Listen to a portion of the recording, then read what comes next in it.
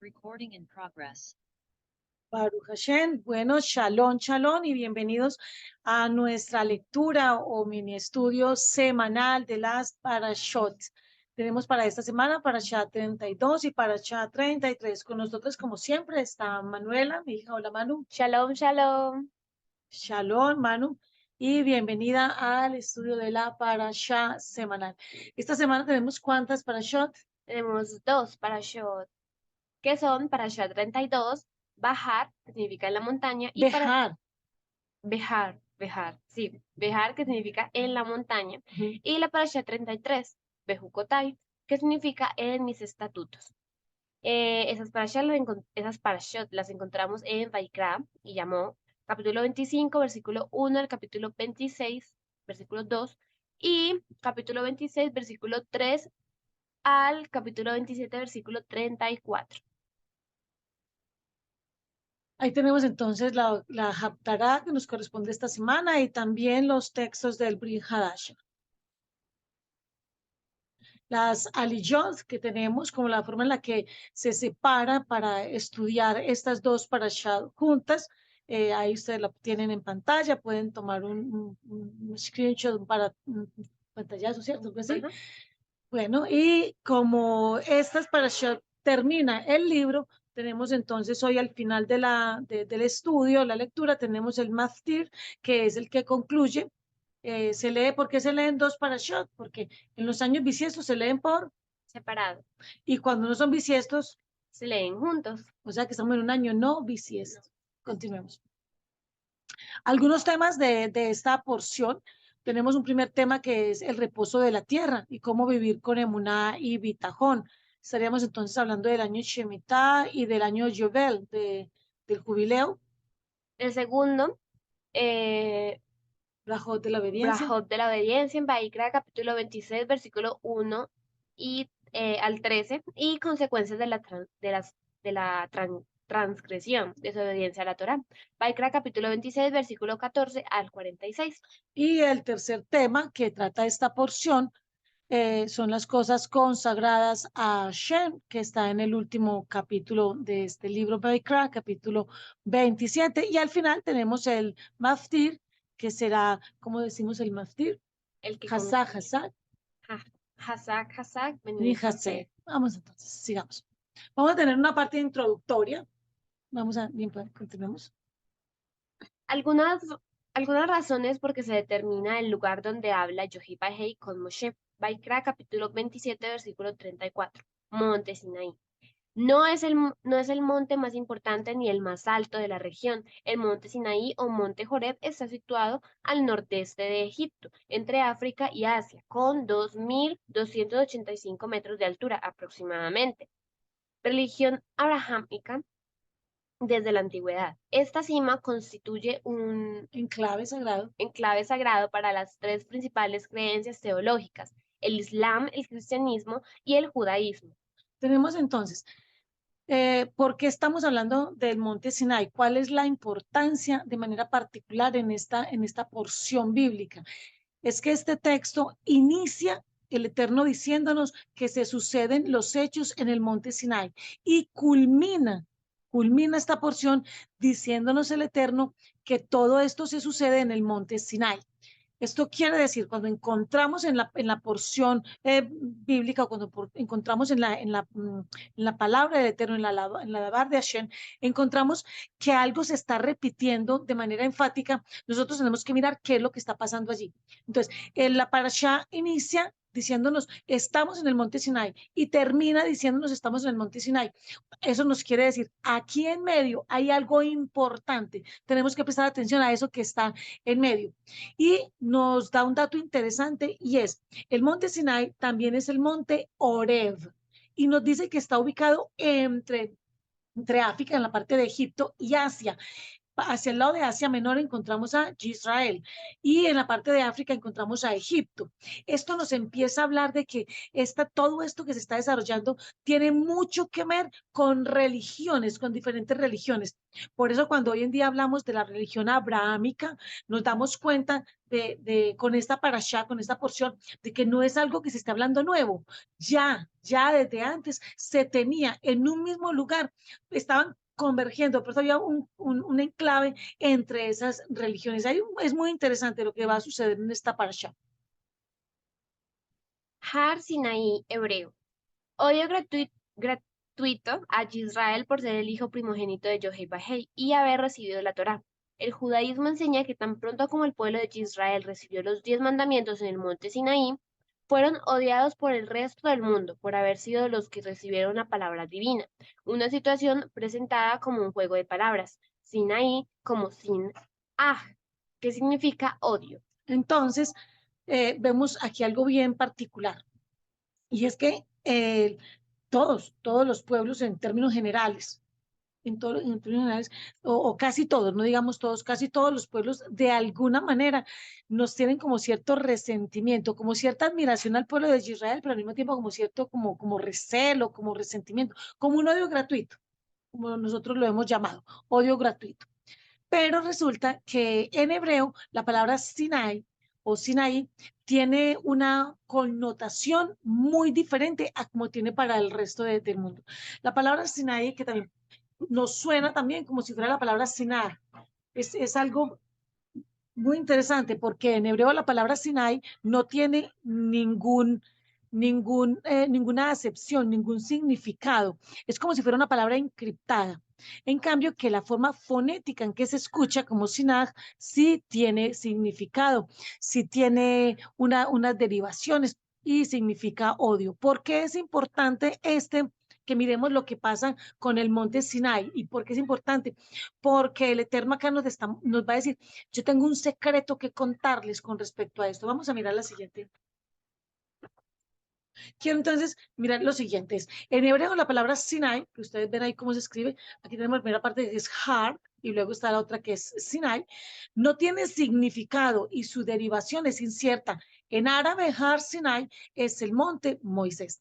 Entonces, cuando uno busca en el diccionario hebreo, Strong hebreo, y el número en el diccionario Strong hebreo es 5514, que no tiene nada que ver con la gematría bíblica, o sea, con la parte matemática bíblica, no, sino que simplemente es en ese diccionario hebreo, en el Strong hebreo, si usted no sabe escribir la palabra en hebreo, si no sabe escribir ahí, como aparece ahí Sinai, entonces usted dice, no, voy a buscar, es el número. Usted busca 5514 en el Strong hebreo y le aparece esto que yo le estoy mostrando aquí en pantalla. ¿Qué dice entonces? Que dice que la derivación es una derivación incierta. Es decir, es una palabra que realmente no tiene como una etimología, no tiene como de dónde deriva, de dónde viene, que no, es una palabra que uno dice, no. Las definiciones o la forma en la que se ha traducido es simplemente como Sinai o como Monte de Arabia, no es como que tenga un significado que uno diga, lo busco, pero si bien en hebreo no tiene como un significado, aquí nos damos cuenta esas palabras que en hebreo uno no les encuentra, esa derivación, porque tiene una derivación incierta, esas palabras nos hablan de un secreto muy especial que tiene el Eterno con su pueblo. En árabe, este monte Sinai o monte Oreb se pronuncia o se dice Abal Musa, que es lo que vemos que está escrito allí. En árabe también se escribe de derecha a izquierda, igual que en nuestro idioma hebreo. Y en español es simplemente monte Moisés. Cuando uno le pregunta aquí el buscador, dime entonces, Sinai, ¿cómo es en árabe? Entonces ahí lo vemos cómo está escrito y la fonética nuestra en español sería Saina. Entonces, como no sabemos qué es Saina, le preguntamos nuevamente al buscador, dime qué significa Saina en español. En árabe, la fonética Saina, ¿qué significa en español? Y significa decir que no. Uno dice, ¿cómo así? Cuando en el Medio Oriente estaban escuchando que el pueblo, nuestro pueblo de Israel, llamaba al monte Sinai, que ellos le llamaban monte Oreb, y Oreb sí tiene un significado en español y ya lo vamos a ver. Ellos decían, ¿cómo así? Ellos están diciendo decir que no. ¿Y cuál es la connotación? Recordemos que en este monte el Eterno no solamente nos entrega las 10 palabras, los 10 mandamientos, sino que el Eterno trata de hablar con el pueblo. Y el pueblo dice, sí, vamos a hacer, vamos a obedecer. Pero cuando el pueblo empieza a escuchar la voz del Eterno, ¿qué dice el pueblo? ¿Qué le dice a Moshe? Que no quieren, ¿Que no quieren qué? no quieren escuchar la voz del Eterno. Que no quieren. Dice, no, no, no, mejor habla tú con él, nosotros no. Entonces, para los árabes, la palabra Sinai es Sinai y es como el lugar donde nuestro pueblo dijo, no queremos escuchar al Eterno.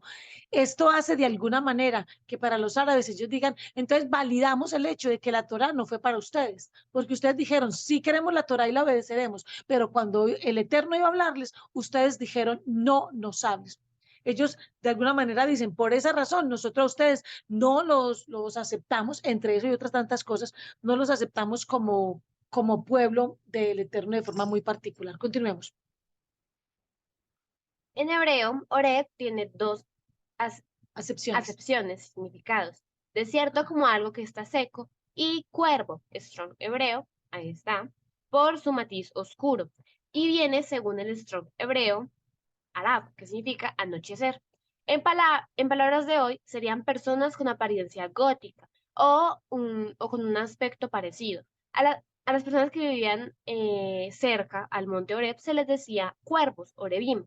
El monte Sinaí ha sido identificado con Jabal Musa o Jebel Musa, nombre árabe que significa monte Moisés.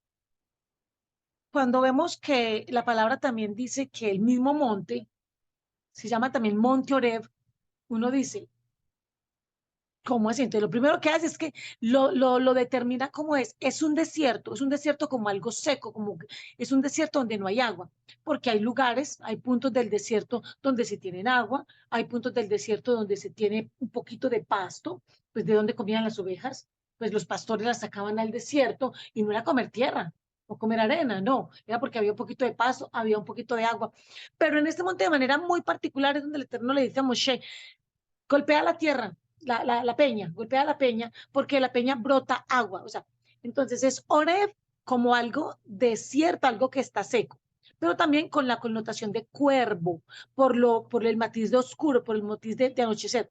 Recordemos que los árabes que se ubicaban en ese lugar, cuando nosotros los vemos de forma histórica, eran personas que se maquillaban los ojos oscuros, que se vestían con ropa oscura.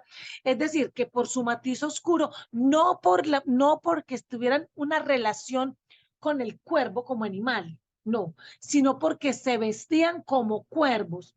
Para el Eterno, una persona que se vista gótica, que tiene una apariencia oscura, como una apariencia tenebrosa, una apariencia de anochecer, tiene un matiz oscuro. Para el Eterno, esa persona tiene el aspecto de un cuervo. Y el cuervo es un animal kosher o no kosher. No kosher. No kosher.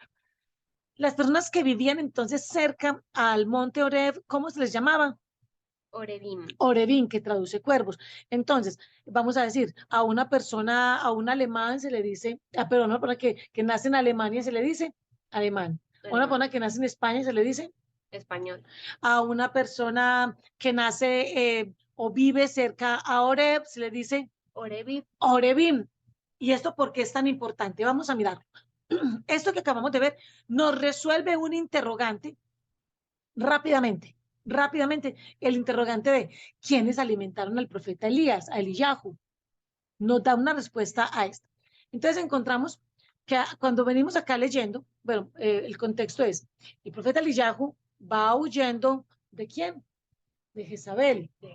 De Jezabel, y va y se esconde por ahí en un torrente de agua, luego el Eterno le dice, no, no, váyase ahí que a usted lo van a matar, váyase para una caverna en el monte Oreb, y yo, dice el Eterno, que él iba a mandarle a quién, a unos Orebim, ¿para qué? Para que lo sustentaran, para que lo alimentaran allí. Entonces, el Eterno le estaba mandando cuervos animales. No. El Eterno le estaba mandando unos cuervos que era a los que le decían a los que vivían en el monte Oreb. Oreb. Entonces, los del monte Oreb, Orebim, cuervos, no eran animales, eran a las personas que vivían allí. Por eso es tan importante determinar lo de monte Sinai y monte Oreb. Es el mismo monte, pero ¿de qué está hablando? Entonces, cuando nos dice, cuando el Eterno nos habla del monte como Sinai, nos dice, aquí tengo un secreto.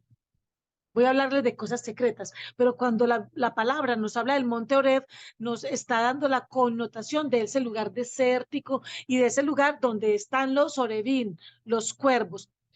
Esto porque también es tan interesante, tan importante, porque esto también se cumple cuando el Eterno nos dice que Él le da al impío, al inconverso, la tarea de amontonar riqueza para darla a quién, a quien el Eterno ama, a quien el Eterno quiere.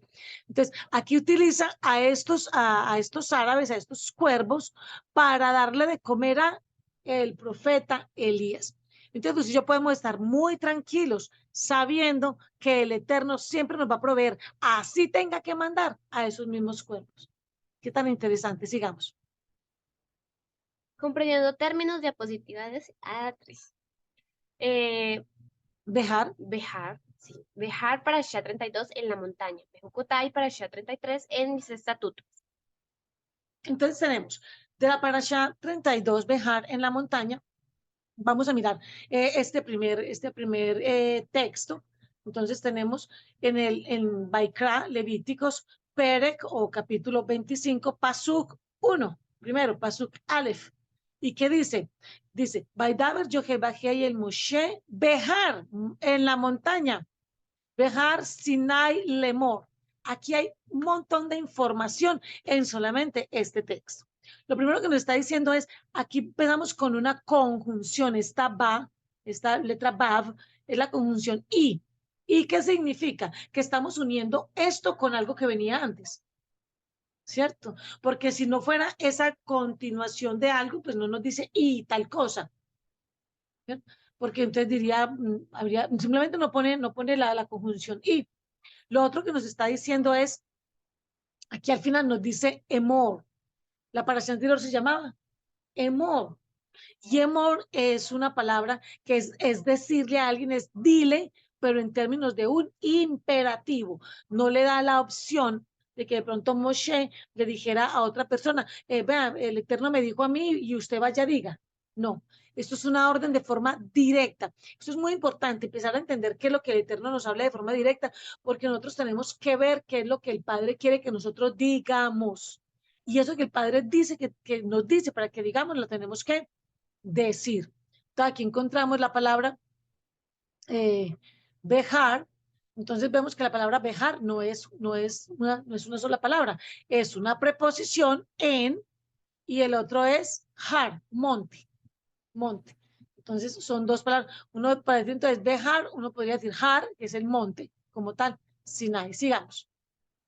La parashá Bejucotai, que en esta porción vemos las dos parashot, Bejucotai, la parashá 33, vamos a mirar también algo bien interesante. Por lo general se traduce como estatutos, pero la palabra realmente es decretos, aquí estamos. Y aquí hay algo también bien interesante. Empieza con im, be, ukotai, y entonces empieza diciendo im es sí. Cuando uno dice sí, es porque uno está colocando una condición a. Yo te doy esto sí, tal cosa. Yo te llevo a tal parte sí, tal otra. O sea que este sí, esta conjunción es un condicionante. Si tal cosa, te doy esto. Si haces esto, ¿qué es lo que está diciendo él aquí? Si usted y yo entendemos lo que él nos está diciendo, entonces, si en mis decretos andáis, mis decretos, ¿qué está diciendo aquí? Hasta acá, esta última letra, que viene de una yud, si uno dice hukot, así, simplemente hukot, ya es decreto. Pero cuando dice hukotai, está diciendo en mis decretos que son míos, me pertenecen, no son de pertenencia de nadie más. Entonces, les voy a poner una condición. Si ustedes en mis decretos, y los decretos tienen una fuerza, sobre todo cuando tiene que ver con un rey, porque ¿qué está escrito? Los decretos de un rey no pueden ser abrogados, anulados, no pueden derogarse, no pueden. Usted le está diciendo, si en mis decretos con fuerza de ley como rey, ustedes andan, esta palabra es clave. aquí, aquí, telecu. Telecu es una palabra muy importante porque este telecu tiene la connotación de andar haciendo algo. No es simplemente voy caminando, no, no, no, no. Es andar haciendo algo. Entonces, si lo que me está diciendo de forma condicional, sí y solo sí, en mis decretos, en los míos, de mi propiedad, ustedes caminan en el día a día, ustedes viven mis decretos. Y Aleph Taf, recordemos que aunque esta es una preposición, es un marcador de objeto que va a señalar lo que son los mandamientos. Sin embargo, sabemos que Aleph Taf es Yeshua. Yeshua. Entonces, cuando nosotros estamos hablando de, el Padre nos dice que caminemos en sus decretos y lo caminemos en quién, con quién, con Aleph Taf. No podemos caminar en todo lo que el Eterno quiere para nosotros si dejamos a Aleph Taf, a Yeshua, fuera de esta ecuación. Entonces dice, con Yeshua, ¿cómo? En los mandamientos. Cumplir los mandamientos sin Yeshua no es fácil, es casi imposible. ¿Por qué? Porque no está el Ruach HaKodesh. Si no está Yeshua, no está el Ruach HaKodesh. Bendito sea el nombre del Eterno. Y mira lo que él está diciendo aquí. ¿Qué tenemos que hacer con esos decretos y con esos mandamientos? Con esas misbotai. ¿Qué tenemos que hacer? Guardarlos y hacerlos. Esto nos habla de algo muy, muy particular que lo vamos a ver más adelantico acerca de lo que es la emuná y el bitajón. Aquí habla de decretos, mandamientos en Yeshua y tenemos que andar, vivirlos en el día a día, guardarlos en el día a día y ponerlos por obra en el día a día. ¿Eso qué es? Eso es emuná. Eso es fe genuina puesta en práctica, o sea, en bitajón. Sigamos. Como vamos a leer la palabra, entonces vamos a hacer la braja de la Torah. Baruch atah Yochai Bajei Eloheinu melech haolam asher bahavanu mikol ha'amim benatan lanu et torato Baruch atah Yochai Bajei noten haTorah Baruch atah Yochai Bajei noten hakadosh Torah. Bendito eres tú, Jehová, nuestro Elohim, Rey del universo, que nos has escogido de entre todas las naciones y nos has dado tu Torah. Bendito eres tú, Jehová, dador de la Kadosh Torah. Amén, Baruch Hashem. Tenemos entonces del Brit Hadasha, llamado Nuevo Testamento, vamos a leer Corinthian Aleph o Primera de los Corintios. Capítulo 7, versículo 21 al 24. ¿Eras esclavos cuando fuiste llamado? Bueno, no dejes que esto te moleste, a pesar de que si puedes obtener tu libertad, no pierdas la oportunidad, porque la persona que era esclava cuando fue llamada es libre en el Adón. Asimismo, alguien que era libre cuando fue llamado, ahora es esclavo del Mashiach. Fueron comprados por un precio, así que no se hagan esclavos de otros seres humanos. Hermanos, que cada uno permanezca con Adonai en la condición que fue llamada. Lo que quiere decir es, si la persona es un esclavo, esclavo del trabajo, esclavo de un lugar, el Eterno lo hace libre de eso en lo que está esclavizado. Pero en cuanto al Eterno, somos esclavos del Mashiach. Si una persona no tiene ese tipo de esclavitud, no tiene problemas en el sentido de vicios, en el sentido de que sea una persona que es trabajólica, que le gusta trabajar, y o sea, si no tiene ese tipo de esclavitudes, el Eterno está diciendo, pero tú eres libre en cuanto a eso, pues bien, tú serás esclavo para el Mashiach. Es decir, que el Eterno quiere que en cuanto al mundo seamos libres, pero en cuanto al Mashiach, Yeshua HaMashiach, seamos sus esclavos. Bendito sea el nombre eterno. Esto es bien interesante. Continuemos. Aliyah 1, Baikra, y llamó, capítulo 25, versículo 1 al 18. Y habló Adonai a Moshe en el monte Sinaí diciendo, dile a los hijos de Israel, cuando ustedes entren a la tierra que yo les estoy dando, la tierra misma observará un descanso de Shabbat para Adonai. 6 años plantarán su campo, 6 años podarán sus viñas y recogerán su producto. Pero el séptimo año será un Shabbat de descanso completo para la tierra, un Shabbat para Adonai. Ustedes no plantarán sus campos ni podarán las viñas. Bendito el nombre del Eterno. aquí vemos cómo el Eterno nos llama a crecer un poco más en emuná y en bitajón, a creer más a crecer en fe, si pudiéramos decirlo así en español. ¿Qué está diciendo el Eterno? El Eterno le está diciendo a Moshe, aquí hay una orden que tú tienes que darle de forma exclusiva al pueblo de Israel. Recordemos que estamos dentro del concepto, dentro del contexto de al inicio de la parashá y al final de la parashá, nos determina que está en el monte Sinai. La palabra Sinai, recordemos que no tiene una derivación exacta, es decir, que le está diciendo, yo le voy a contar a usted, le voy a revelar un secreto, cosa que ojo no vio, ni oído yo, ni ha subido a corazón de hombre. Diciendo, aquí le tengo un secreto muy importante que los va a ayudar a ustedes a crecer en emuná y en bitajón. Ustedes me van a creer y ustedes van a ver cómo yo les proveo de una manera sobrenatural. Entonces él está diciendo, ¿qué es lo que van a hacer?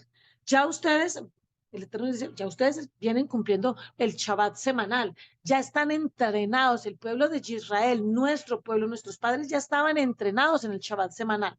Ahora está diciendo, vamos a incrementar ese nivel, vamos a subir, no solamente vamos a estar haciendo un Shabbat semanal, sino que vamos a hacer un año sabático, vamos a tener un año Shemitah, un año sabático. Durante 6 años van a plantar su campo, van a podar sus viñas, van a recoger su producto, pero en el 7.º año será un Shabbat de descanso completo para la tierra. Pero aquí hay algo bien importante que el Eterno dice, y es, número 1, un Shabbat de descanso completo para la tierra. Y luego dice, ¿un Shabbat para quién? Para ustedes. Para Adonai. Para Adonai y Entonces, o es un descanso para la tierra o es un descanso para Adonai. Resulta que ese descanso es como un Shabbat, como el que usted y yo hacemos cada 7 días. Es un Shabbat en el cual nuestro trabajo descansa, lo que hacemos descansa, pero nosotros descansamos. ¿Para quién hacemos las cosas? Para el Eterno. Es lo que está diciendo es, usted y yo con toda confianza, podemos dejar de elaborar todo el año sabático, porque Adonai durante todo ese año sabático se va a comportar con nosotros como se comporta en cada Shabbat. Es decir, sí o sí nos dará la provisión. Y uno dice, un año completo sin trabajar. Aquí es donde su emuná y su bitajón, su fe y su fe puesta por obra empiezan a verse como una realidad. no recogerán lo que crezca por sí solo, por sí solo de la cera dejada de cosechas anteriores, y no recogerán las uvas de sus viñas sin atender. Será un año de descanso completo para la tierra. Pero lo que... momento. Ya. Pero lo que la tierra produzca durante el año de Shabbat será comida para ustedes. Tú, tu sirviente, tu criada, tu empleado, cualquiera que viva cerca de ti, tus animales de cría y los animales salvajes de la tierra, de ustedes. Todo lo que produzca la tierra puede usarse como comida. Bueno, Baruch Hashem. Aquí el Eterno empieza a subirnos el nivel en cuanto a la emuná que debemos tener. Entonces nos dice, van a tener un Shabbat semanal. Ahora nos dice, van a tener un Shabbat en cuanto a cada 7 años. Y miren lo que está diciendo. No, no vamos a tomar nada de lo que ya tenemos producido. Bueno, ya usted, en ese campo que usted sembró, ahí le van a aparecer cosas, uvas, en fin, lo que usted tenga sembrado. Y de no, deje eso ahí, eso que lo tomen las demás personas. Yo voy a hacer algo sobrenatural, sobrenatural. Cuando el padre está diciendo que, qué es lo que va a suceder, uno dice, un momentico, usted me está diciendo que no viva de eso mismo que yo planté, porque aquí hay una promesa, aquí hay un secreto muy importante. Él está diciendo es, pero lo que la tierra produzca durante el año de Shabbat será comida para ustedes. Uno dice, lo que la tierra produzca, ¿de qué me está hablando el Eterno? El Eterno se está refiriendo aquí, el Eterno está remontándose a Bereshit, a Génesis, cuando él le dice al hombre, le dice a Adam, no con N, Adán, sino Adam, porque significa sangre con vida, con Yeshua, con el Eterno, con Yohai Bajei. Le está diciendo, usted recuerda que a causa de esa transgresión que cometieron Adán y Java, yo di una palabra de maldición a la tierra. Entonces uno dice, sí, lo recuerdo. Y recuerda que yo le dije que la tierra ya usted tenía que sembrarla, que si usted no la sembraba, la tierra no le iba a dar de comer. Sí, sí, señor, me acuerdo. Entonces él está diciendo ahora, pero yo le estoy diciendo que yo empiezo a redimir la tierra. Le estoy diciendo que en el año Shemitah la tierra por sí sola le va a dar comida. El Eterno empieza a quitar esa palabra de maldición, digámosle maldición, para que se entienda, esa palabra que había en contra de la tierra. Y el Eterno está diciendo, si usted para, yo le voy a mostrar cómo yo empiezo a redimir la tierra, cómo yo empiezo a proveer de una manera sobrenatural, sobrenatural, porque la tierra cuando estaba Adán y Java, ¿cómo era la tierra? La tierra solita producía todo, la tierra daba todo, y el Eterno está diciendo es, no se preocupen, ¿por qué van a comer? ¿Por qué van a beber? ¿Qué van a vestir? Miren las aves del campo, ellas no están sembrando, ellas no están cosechando, ellas no están hilando, miren los lirios del campo, y aún Salomón, con toda su hermosura, no se pudo vestir como uno de ellos, es decir, tranquilos, tranquilos, que aquí hay una palabra donde el Eterno nos está diciendo, les voy a proveer de una manera sobrenatural, sobrenatural. Es una palabra muy importante. Sigamos para que veamos qué es lo que más nos está diciendo el Padre. Contarán 7 Shabbatot de años, 7 por 7 años, esos 49 años. Entonces, en el 10.º día del 7.º mes, en Yom Kippur, harán sonar un golpe de shofar. Sonará el shofar por toda la tierra y dedicarán el año 50 proclamando libertad por toda la tierra a todos los habitantes. Será un Yobel, jubileo, para ustedes. Cada uno de ustedes regresará a su propiedad y cada cual volverá a su familia. Bendito el Eterno. Aquí tenemos entonces cómo el Eterno empieza a hacer algo que nosotros ya sabemos que sucede, y es que nosotros vemos que la palabra del Eterno es matemática.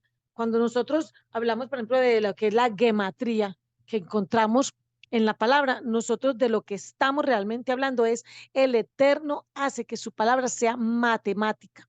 Si nosotros entramos a mirar qué significa cada palabra, en qué contexto está, cuál es el valor numérico de cada una de ellas, nos damos cuenta que nosotros estamos hablando en unos términos matemáticos. Las 22 consonantes del alefato hebreo es matemática. Por eso es que la palabra es tan precisa, la palabra es inequívoca, porque sencillamente el Eterno nos está mostrando lo matemático que hay en ella, cómo se formó.